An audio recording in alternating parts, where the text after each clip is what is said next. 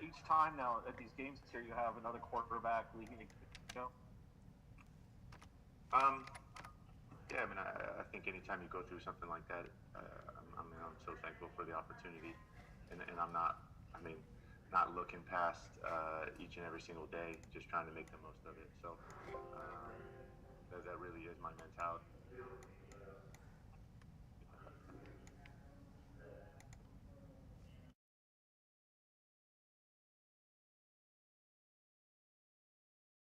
Anytime you go through something like that, I'm so thankful for the opportunity, and I'm not, I mean.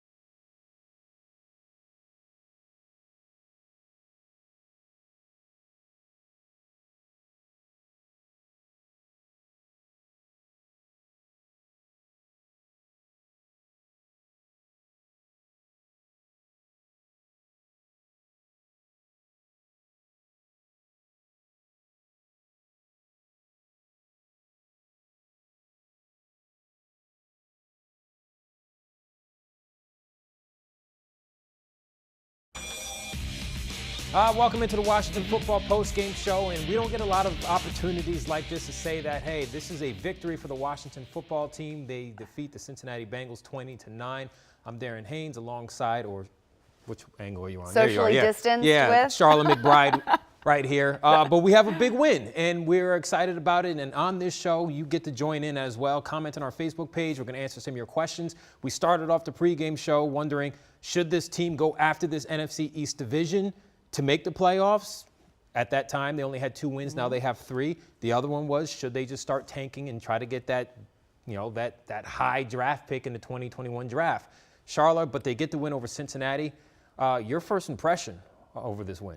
I like it, and I like what I saw today. It was a complete team win. You didn't see 1 or 2 or 3 superstars. You saw a lot of guys contributing, and that's what a lot of the players were talking about in post-game. They were saying, we saw a lot of guys contributing. We saw Alex Smith didn't have the biggest game that he's had, but he led the team to a victory. You saw the defense come up big after Joe Burrow went down, of course. But this was a complete team win. This is what they needed. And, yeah, they're right in the thick of this NFC East division now. I said this at the beginning.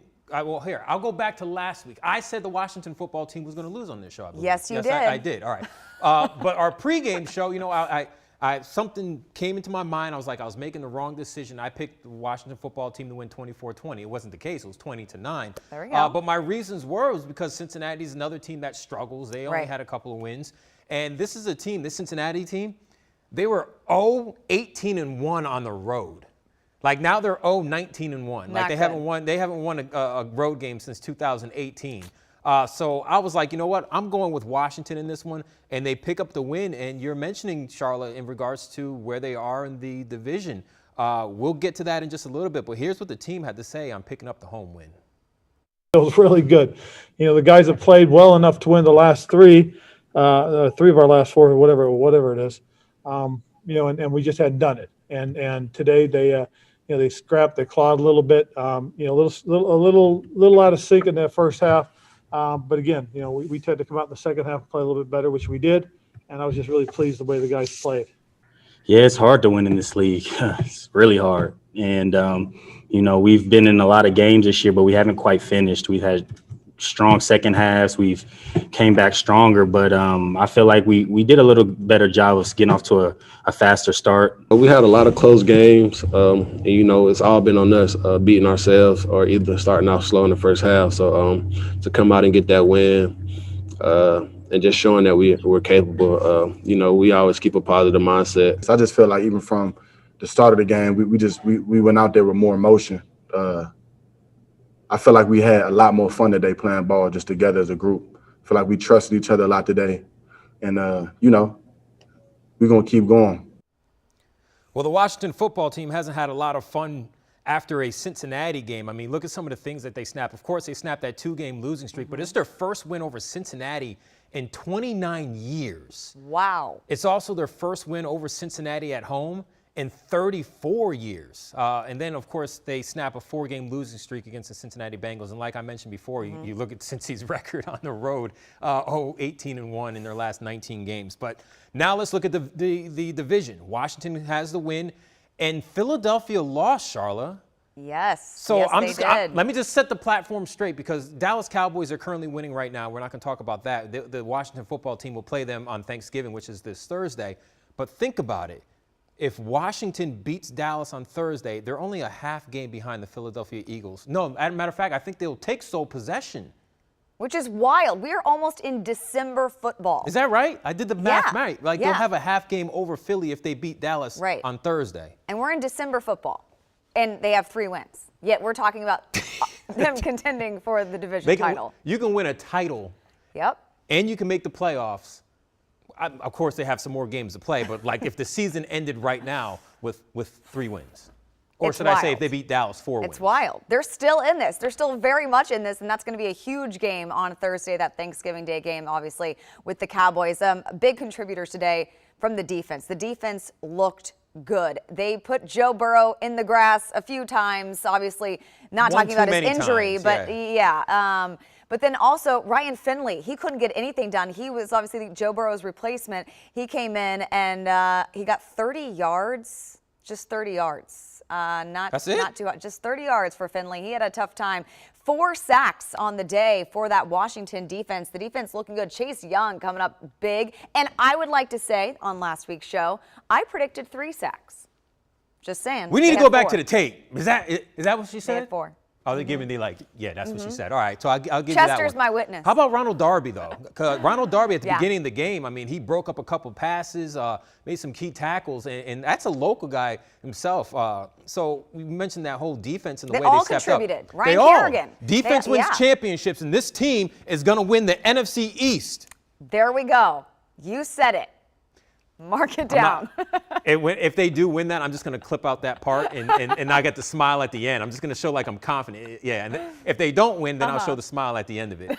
But anyways, here's what the defensive players had to say on their win.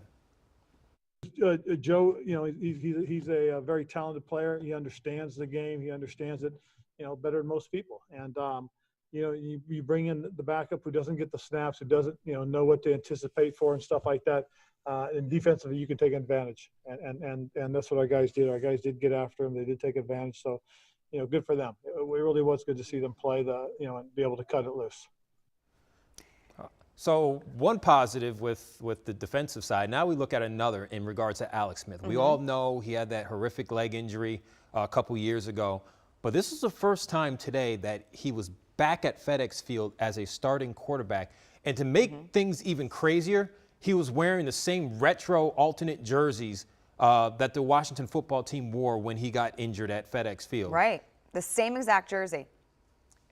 And he came back and got the win, though. And there you go. He came back and got the win today. Yeah, he said the last time he wore that jersey, they had to cut it off of him in the ambulance. So he said it's very eerie for him. It was an eerie day, but it ended on a high note because, of course, they got the victory. Alex Smith, all smiles after today's win.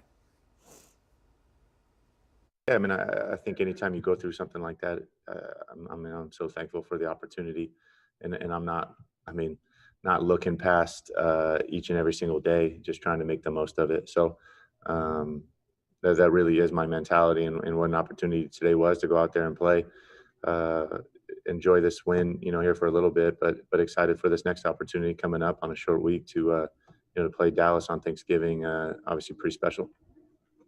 And Alex Smith having a lot of people to work with today. I think that was part of their success. He wasn't just targeting one guy or 2 guys. I'm looking here, and they ran the ball very well, but on receiving here, he targeted 8 guys today. Sharing is caring, Charlotte. There we go. It's the holiday spirit, after Thanksgiving. Y'all better start sharing and send your boys some gifts. I'm just saying. I celebrate Hanukkah, Kwanzaa, and Christmas. Oh, all okay. Sure.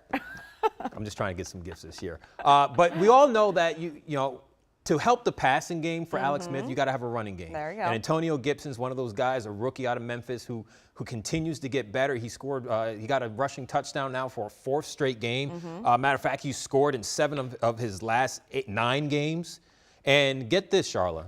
So he has 8 rushing touchdowns this year. He ties Charlie Brown for 4th all-time for total touchdowns by a rookie in franchise history. Now, Charlie Brown was pretty dope back in the day. Look at that grill. Oh, the grill. Yeah, we're going to talk about that in a little bit. But yeah, he got a new grill in, and that was actually my first question when I interviewed him about showing the grill after you scored.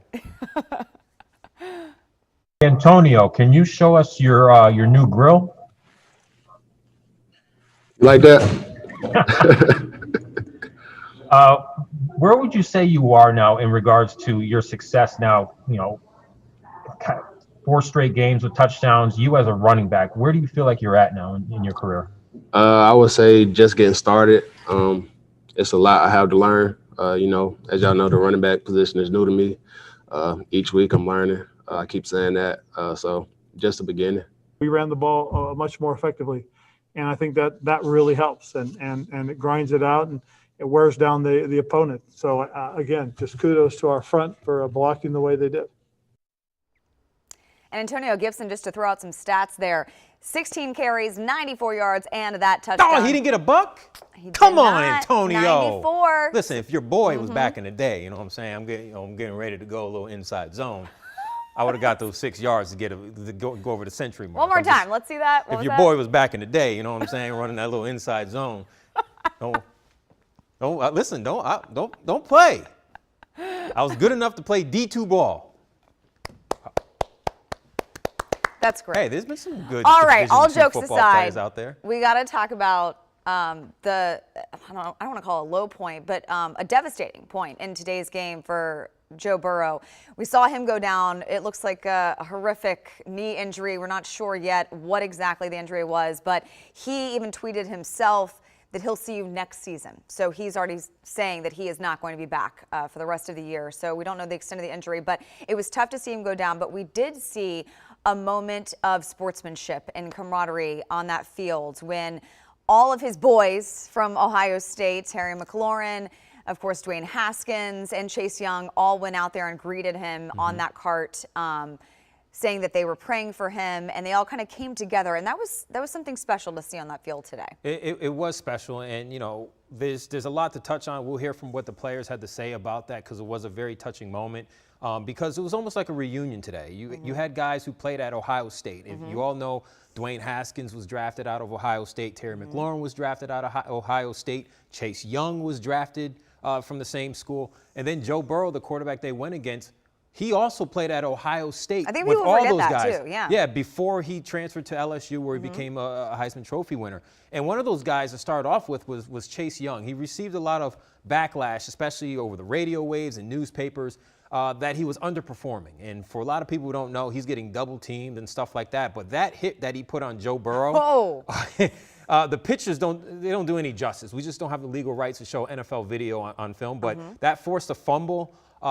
And you see it in Joe Burrow's face. Now, we want to remind people that is not the hit that took him out of the game. That was a little bit before, but you saw right there, oh man, that was a hard hit. It was a hard hit. And the thing about Chase Young is that he is young. And his head coach, Ron Rivera, and Chase Young knows the best is yet to come. I told him it's 365 days out of the year.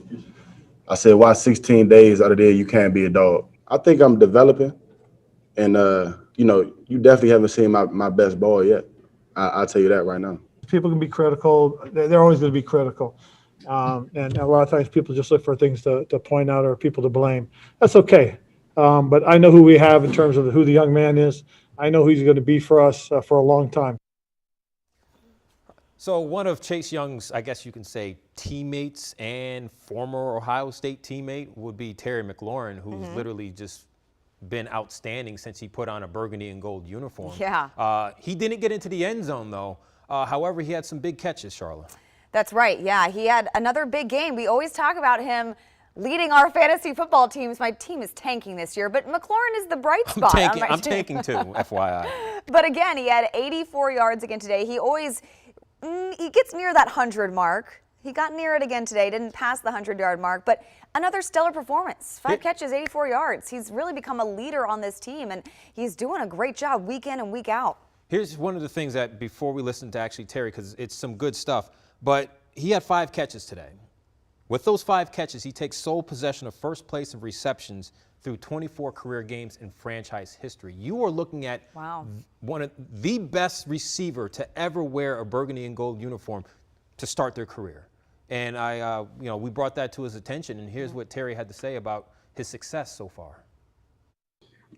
Kind of makes me a little emotional because just how good God's been in my life and how far I've come. And I've had so many people, from family to friends to my girlfriend to just everybody just encouraging me to be ready for my moment. And that's something I've always stood by, something I've always stood on. And, you know, when I got drafted here last year, I was just happy to get drafted, to be honest. A lot of people saw me as a special teams guy, which, you know, I felt like I was more than that.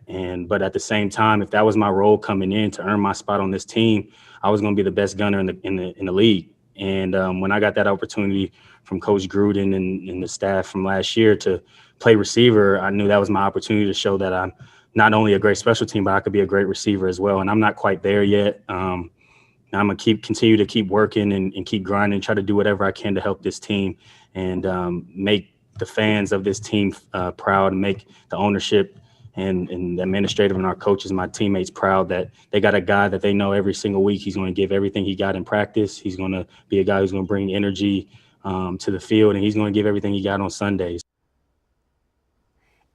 He's just just a great guy. I mean, we love listening to what he has to say after the games. We love talking with him. He's just so humble, such a great guy, and he really cares about this game and his team. But he also cares about the game as a whole and the other players on the field. And we talked about Joe Burrow going down, and Terry was one of the first guys to go out there and talk to him and say that he'll be praying for him. And I mean, it's really tough when you see someone go down like that. It doesn't matter what team they're on. And I think that's what all of these guys showed today when they all came together on that field, that, you know what, they're all in this. You know, the #1 draft pick, the #2 draft pick, and Chase Young was another guy that went right out there and started talking to Joe Burrow.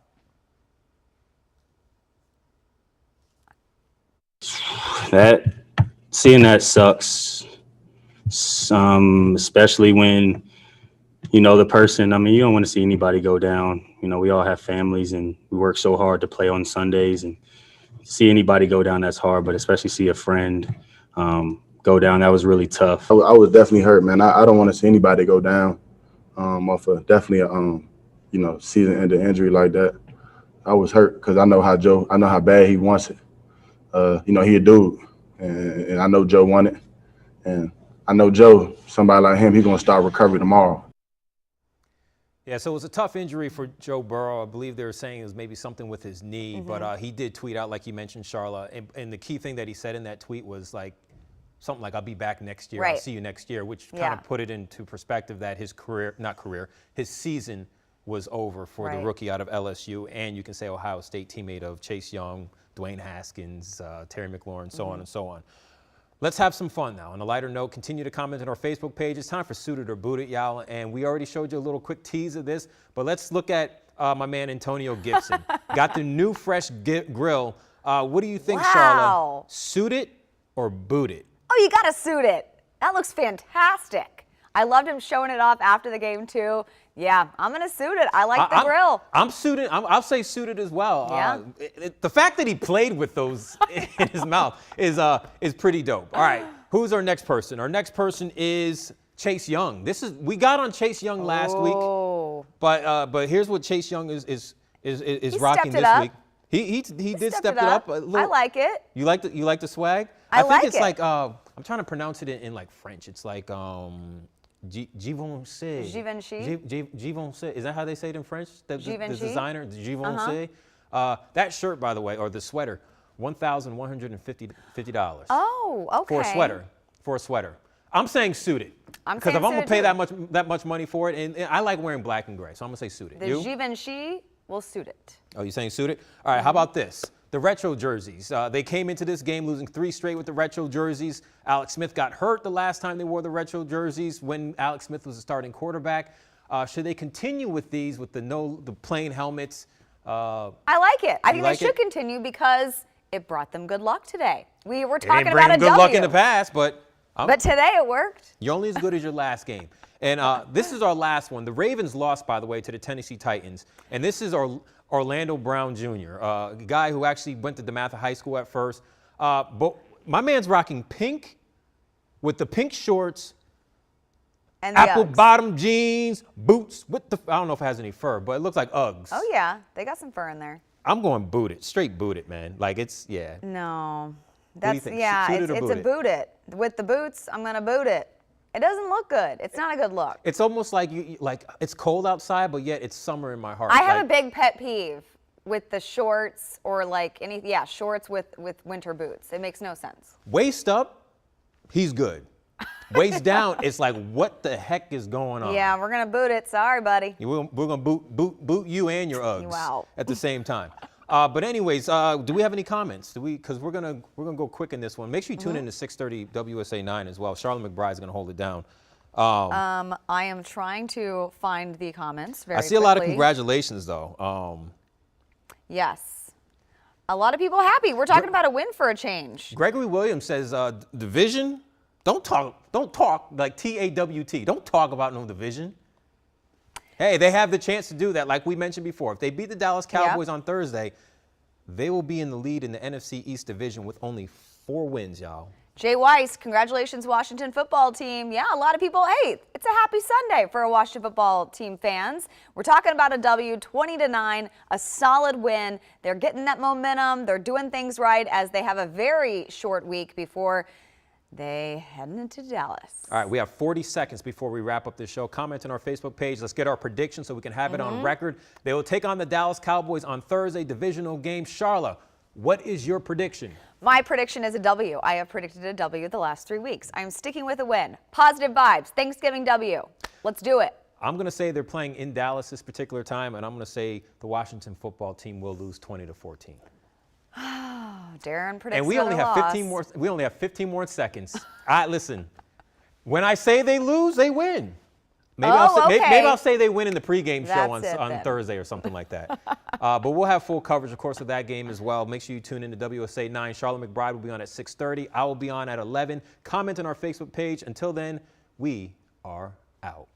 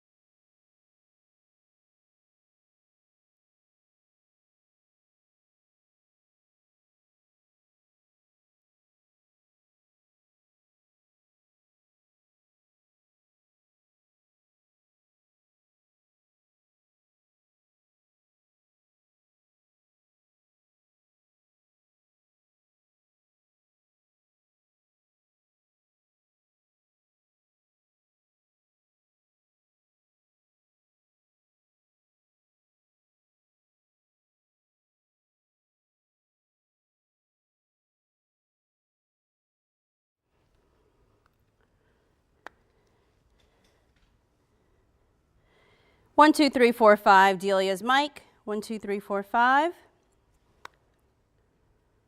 Oh, sure. Police tell us 4 people were shot.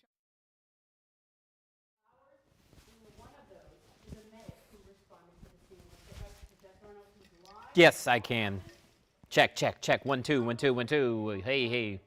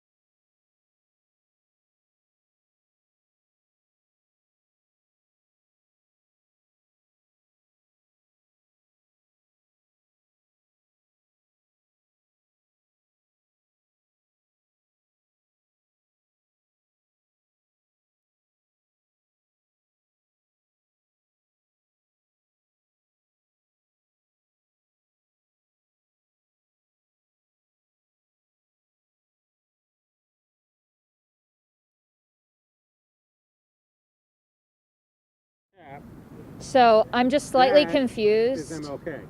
and I only feel comfortable saying specifically what the command.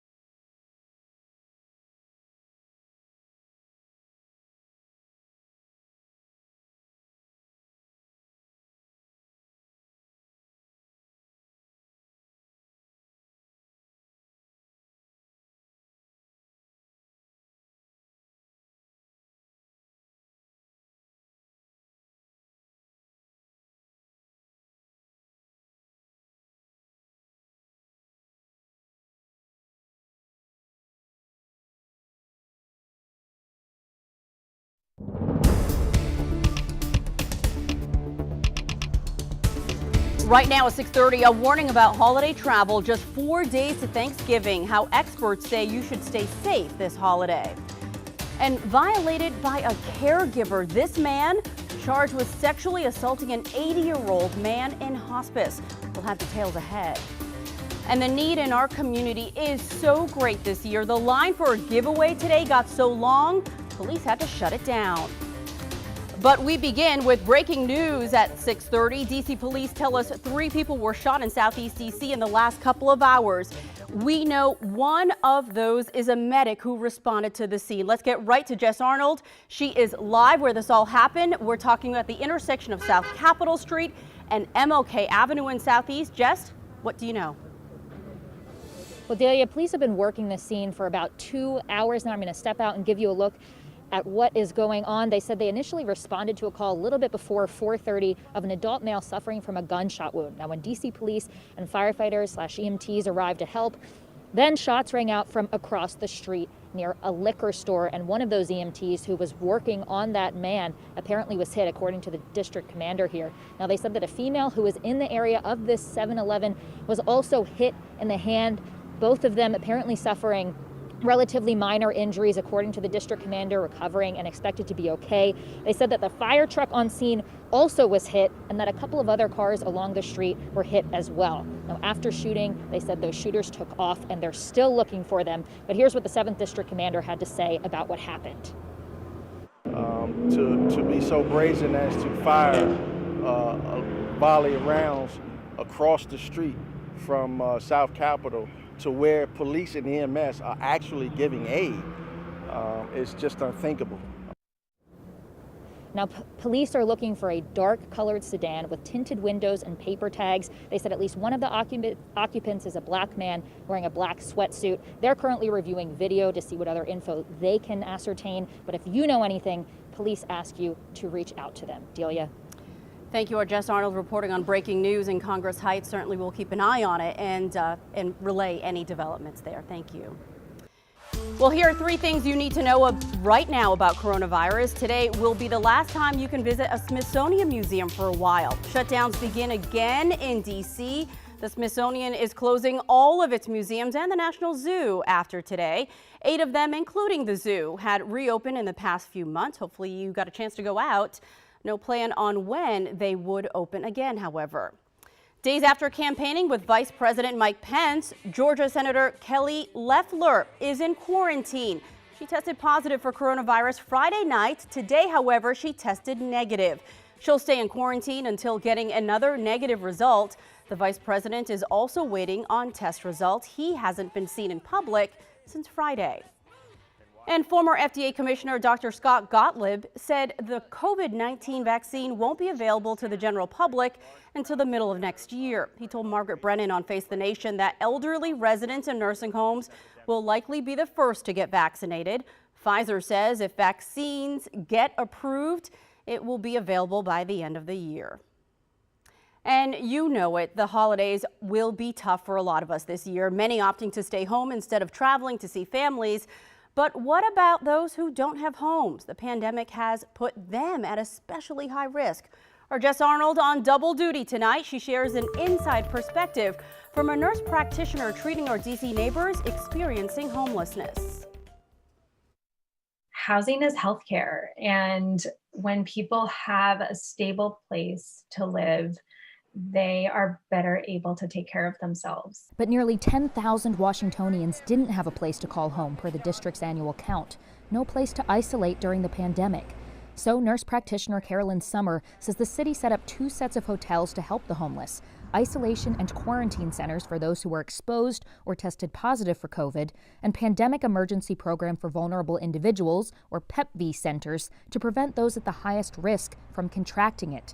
Summer has been helping to coordinate the emergency response sites through Unity Healthcare. It's helping those individuals, but it's also de-densifying the shelters. And so if there is an outbreak in a shelter, there are less people who could be infected, and just sort of reducing community spread as well. And then additionally, because these folks are so highly vulnerable, it prevents them from being hospitalized, probably taking up an ICU bed, and straining the resources of the city. Now, she says the isolation hotels have about 100 occupants, and the PEPV centers can hold up to 800. We're definitely down from where we were back in March, which is great, but we are seeing our numbers kind of creep up a little bit as numbers are creeping up in the city. For the homeless population now living in the PEPV hotels, she says the pandemic has offered a huge silver lining. Blood pressures are becoming more under control, diabetes more under control. In addition to keeping people safe from COVID, we're also hopefully improving their health outcomes as well. An improvement she hopes can last post-pandemic. When it comes to the vaccine,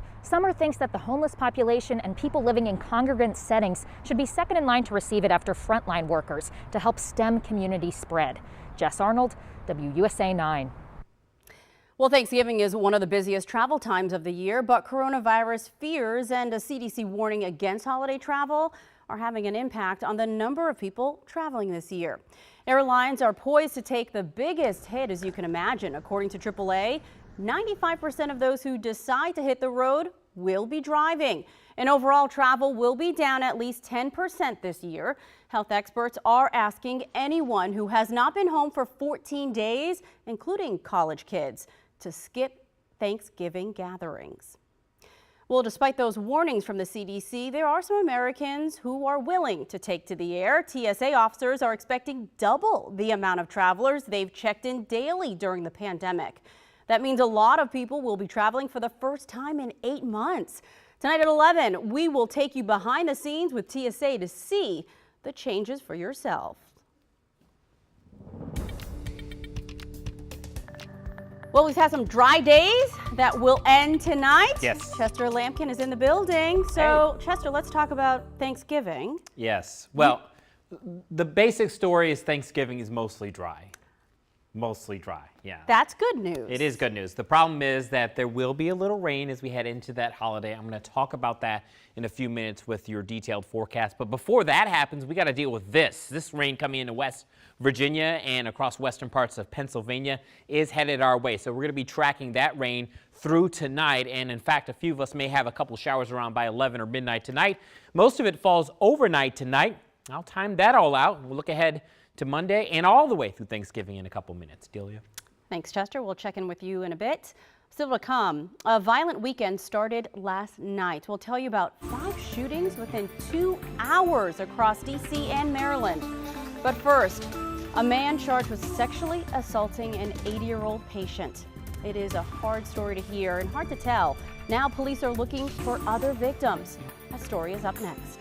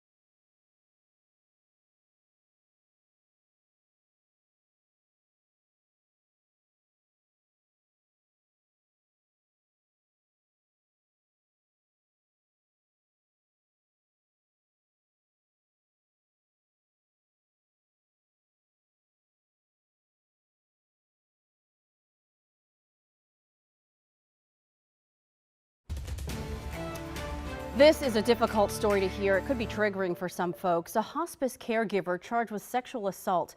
Fairfax County Police say 57-year-old Niamuting Juretti sexually assaulted a patient in the victim's Reston home. The 80-year-old victim told a family member he woke up to find the suspect performing a sex act on him last month. Now detectives charged Juretti, this man you see here, with one count of forcible sodomy. Police say he worked for a company called Care with Love. They're asking anyone else who may have had inappropriate contact with this man to call police right away. Well, this weekend got off to a violent start last night. 7 people shot within 2 hours. We're talking 2 separate shootings, double shootings, we should say, in Prince George's County within a couple miles of each other. 2 people shot in Northeast DC and 1 in Southeast. Unfortunately, we now know that last shooting was deadly. Police say they found 36-year-old Marcus Wallace dead in an apartment building on 14th and L Street Southeast. They're offering a $25,000 reward for information leading to an arrest in this case. Well, coming up on WSA 9 News at 6:30, no surprise, this holiday is going to be a whole lot different than what we're used to. Just ahead, we'll introduce you to a group making things just a bit easier and kind of normal for some veterans in our area.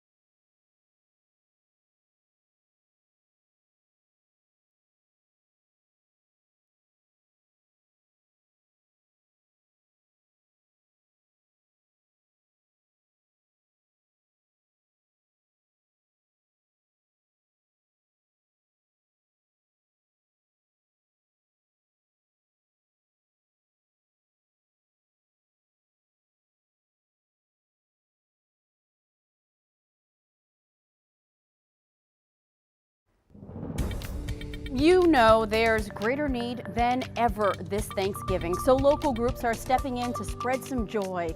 A Northern Virginia charity spent the morning packing more than 10,000 Christmas ornaments into holiday care packages for veterans. And as Zach Merchant tells us, that small gesture, it goes a long way.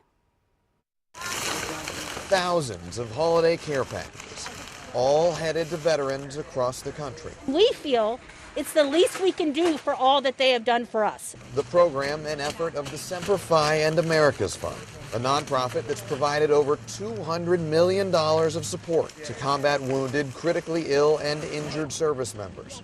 For retired Air Force Master Sergeant John Prelox, that mission's personal. My wife, who is an Air Force veteran, was an amputee, and the Semper Fi Fund came in and helped us adapt a bathroom.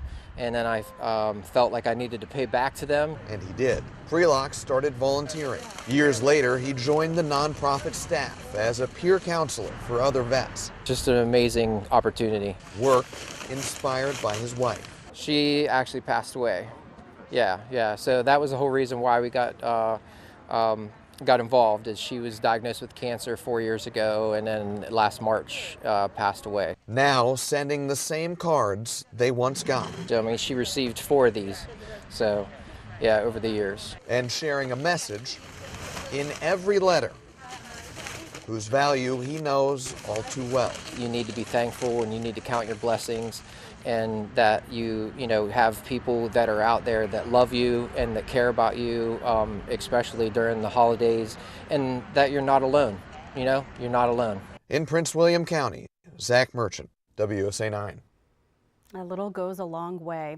Well, get this. This is a story that really tells you how desperate and dire the situation is out there.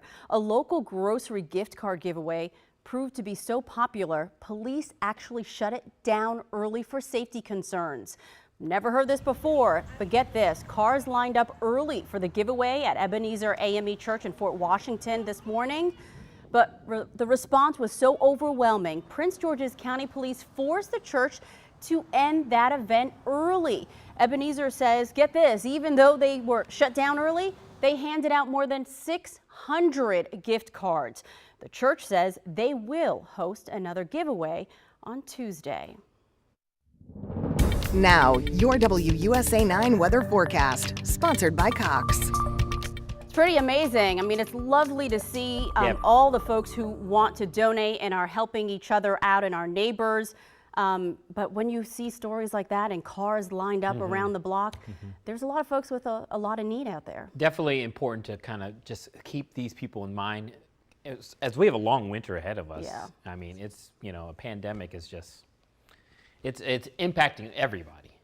All right, let's talk weather here. A lot of folks not traveling this year, but we will be watching those who are hitting the roads here next few days. We do have some possible issues later in the week. Right now, we're watching for a cold front moving our way. That is this evening. We are on the warm side of that frontal boundary, if you will. Temperatures, though, cooler than yesterday, staying in the 50s. There's the rain starting to push into West Virginia, western PA. Yeah, we've got that warm front lifting through. That won't do much for us. It's the cold front that's really going to have an impact on us, and it moves in later tonight. So most of us dry through this evening. If you have to run a last-minute errand this evening or something like that, maybe you're picking up dinner. This is 11 o'clock tonight. It's dry. But there are the showers getting into western Maryland. So you guys up towards Cumberland, out towards the Kaiser area and west of Martinsburg. Then it gets in towards the rest of the region, the rest of the DMV. By 1, 2 in the morning, we'll probably have rain. You'll probably hear that at night. Rain pulls east pretty quickly. 5 in the morning, still some lingering showers. Howard will get you out the door for Get Up DC, but it's out of here by 8 o'clock, and we've got a windy and cool Monday ahead. Temps only in the 50s through the afternoon hours. A cold night tomorrow night. We start Tuesday in the 30s, but it's dry and sunny, and temperatures are in the 40s to around 50 on your Tuesday. The hourly planner for Monday, again, bet on a dry day. A lot of sunshine, too. We'll get into the 50s, but we've got gusty winds all day long. Winds may be gusting as high as 30 to 35 miles per hour. Car wash forecast, you're fine next few days. Monday, Tuesday, and Wednesday, all dry in the forecast. It's Thursday we're going to be concerned about. Temperatures also tumbling to start the week. Today we're in the upper 50s, tomorrow 54, 51 on Tuesday. Then we start rising again, and by the time we get to Thanksgiving, how about some 60s? That's right. So if you have outdoor Thanksgiving plans, you're going to be dealing with some great weather here. I don't know what the deal is with these dancing turkeys, but we got 60s out there for Thanksgiving Day. There could be a shower early, but for the most part, it's looking pretty good. All right, tonight we'll drop down into the 40s to around 50 degrees. Tomorrow, we only rise to 54. That's it for Monday. It's a blustery day, winds gusting 30, 35. Grab a jacket, pull in the loose, unsecured furniture out of the patio tonight if you can. Chilly and bright on Tuesday, Wednesday, clouds increasing, a shower Wednesday night into Thursday, but that should clear early on Thursday, as I mentioned. We're dry Friday, more clouds and showers by the end of the upcoming holiday weekend. Delia? I was going to say, those turkeys almost upstaged you there for a second. I was a little scared for a second. All right, well, turkey to pizza. You know, the original Lido's Pizza in College Park, they closed their doors after 65 years. It's a local legend around here. Tommy Marco Sr. and John Beal, they founded the restaurant back in 1955 in Adelphi. The new owners will reopen the College Park location next year. And of course, they will keep the Lido's name. That's good news. We'll have sports right after the break.